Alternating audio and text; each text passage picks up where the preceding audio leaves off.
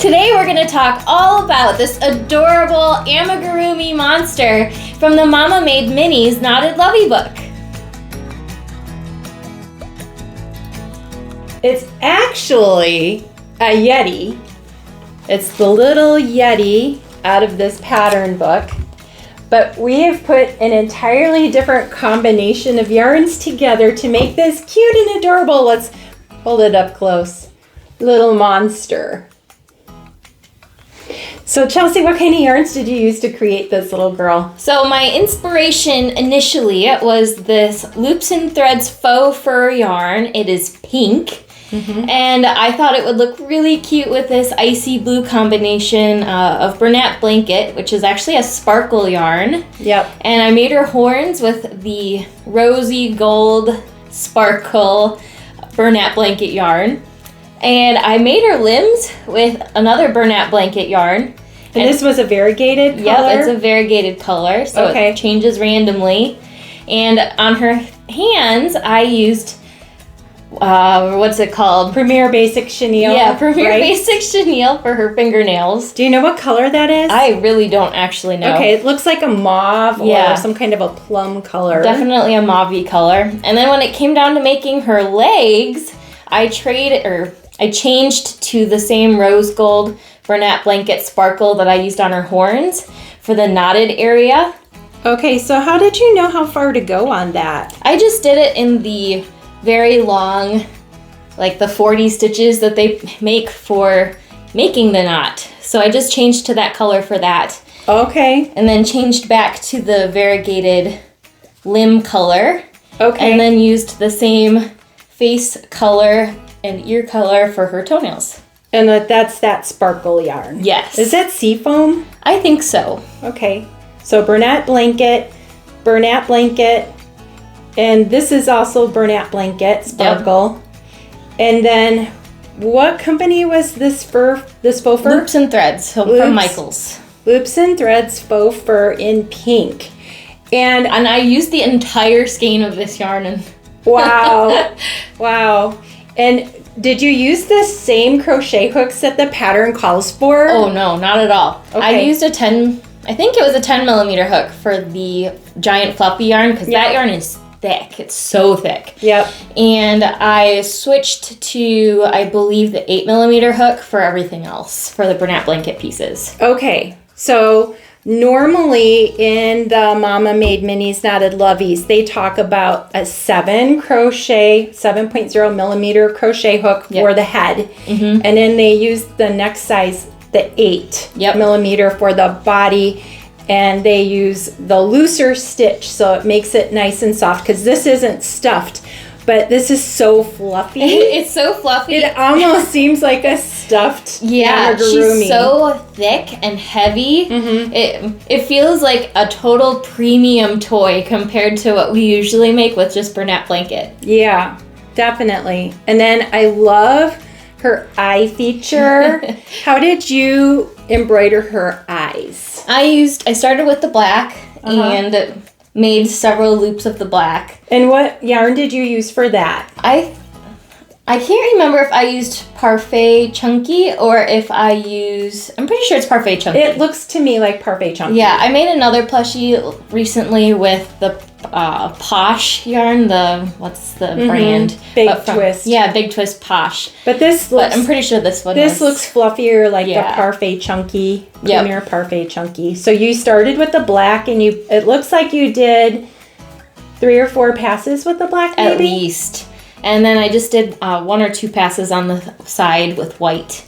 And then you gave it one, like a brow or a lash from the top. And in the book, they tell you to put the eyes farther apart, but I liked how these looked right there. And I actually ended up having to make her little nose band smaller, significantly smaller. All right, so you changed it.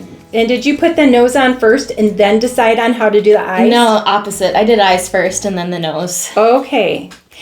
And to me, this little adorable monster looks like something out of a Dr. Seuss story. It really does. And I love all the color changes. Now, when you came this morning, and I got to see this for the first time just today. I saw a picture of it, but the pictures just do not do this little Lovey justice.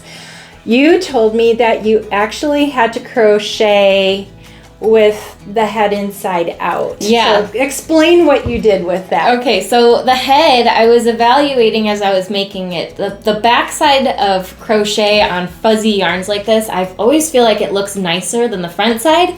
So when it came time to put the ears and the horns on, I decided that I was going to make it inside out. So this is actually the wrong side of the fabric showing versus what we would typically see. So it was kind of tricky to figure out how to do decreases from the inside out and make them look decent or like similar to what we would normally see, but it was... Did you do like an invisible decrease, or did you just do a standard decrease? I still did an invisible one, but it was like I kind of went back and forth between doing it in the back loops and the front loops. I just like I couldn't really tell a big difference. So because sometimes with the plush yarn, sometimes I do that invisible decrease where you're only taking the front loops. Yeah. But often I will just go ahead and do a standard where you're going through both the loops to decrease. Yeah. It depends on the project. So in our last video that we had made, we talked about making your characters more characteristic. Right. With having... asymmetrical features. Right. Jim Henson style. Right. So with this gal, when my arms turned out 2 different lengths, I was like, well, that's not a big deal. It's going to add some character. Right, exactly. It does look like a monster that way. And so then this arm is longer than this arm. Yep, and then ironically, this leg ended up longer than this leg, I think because I did an extra row in the leg compared to this one, because this would be the one I made first, and this was the second one. Yeah, it looks like there's just a little extra space there. And, you know, even if you knotted it slightly looser here, you wouldn't even really notice that. Right, so... It was fun to add my own little asymmetrical features, and it was very, very difficult to add the body, like crochet the body onto the head, because you just couldn't see the stitches. I was going to ask you, because I find that's one of the most challenging things with the Mama Made Mini patterns is putting the body, attaching it directly to the head. Yeah. Which, I mean, obviously you could start your body and sew it on, but it's really nice to attach it with crochet. Yeah. And when you can't see your stitches at all, because you really cannot see any stitches with this. So interestingly, as difficult as it is to find your stitches with this yarn, it's not hard to pull it out. Okay. I thought that was really interesting. But yeah, it was very, very tricky to find a spot where your crochet hook would actually sink in. Okay. It almost appears to me, because, and it's probably just because this is so fluffy, that there are more stitches. There actually are more stitches. Okay. So I think it called for 12 instead of 9. Okay, so the pattern itself is a little different. Yes. Okay, because I'm like, how did the neck get so big?